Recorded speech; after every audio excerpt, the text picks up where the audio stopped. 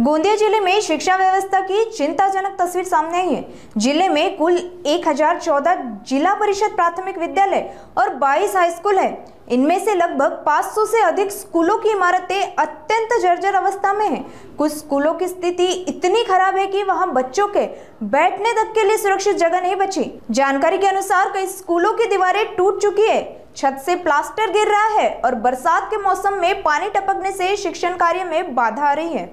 आपल्या जिल्हा परिषदेच्या अंतर्गत आपल्या जिल्ह्यामध्ये जवळपास 1014 ह्या जिल्हा परिषदेच्या प्राथमिक शाळा आहेत आणि 22 जिल्हा परिषदेची हायस्कूल आहेत। अशा पद्धतीने जिल्ह्यामध्ये जिल्हा परिषदेच्या शाळा ह्या मोठ्या प्रमाणात आहेत। या ठिकाणी आपण पटसंख्या वाढणीच्या दृष्टिकोनातून यावर्षी एक चांगल्या पद्धतीचा मार्ग अवलंबला आणि त्याला यशसुद्धा आलं आणि पटसंख्या कायम ठेवण्यासाठी जिल्हा परिषदेला यशसुद्धा आलं।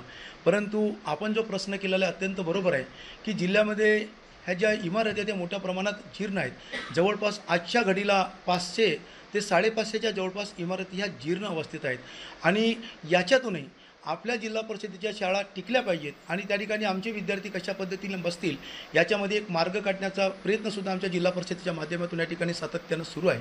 यावर्षी DPCच्या माध्यमातून जवळपास आपल्याला 10 करोड रुपयाची निधी आपल्या जिल्हा परिषदेला या ठिकाणी मिळणार आहे आणि त्यांच्या माध्यमातून जवळपास आम्ही 194 ठिकाणी काही ठिकाणी दुरुस्ती आणि काही ठिकाणी नवीन इमारतीचं नियोजन या ठिकाणी करण्यात आलेलं आहे आणि येत्या काही दिवसामध्ये या ठिकाणी नवीन इमारती आणि ज्या काही दुरुस्ती कशा पद्धतीने करता येतील अशा पद्धतीच्या जवळपास 194 ठिकाणी आपण व्यवस्था करणार आहोत। काही त्याचे उपाययोजना काय करतात आपण?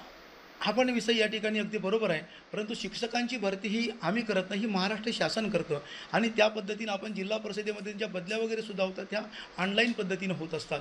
त्यांच्यामुळे एक व्यवस्था करण्याचं काम जिल्हा परिषद या ठिकाणी करत असतं। एक चांगल्या पद्धतीचं समायोजन कशा पद्धतीने राहील, कोणत्या ठिकाणी महिला शिक्षक अपेक्षित आहेत आणि जशा पद्धतीची मागणी आहे अशा पद्धतीची एक व्यवस्था करण्याचं काम जिल्हा परिषदच्या माध्यमातून आम्ही या ठिकाणी करतो आणि त्याला एक भरीव समर्थनसुद्धा माझ्या माहितीप्रमाणे जिल्ह्यामध्ये आहे असं मला वाटतं।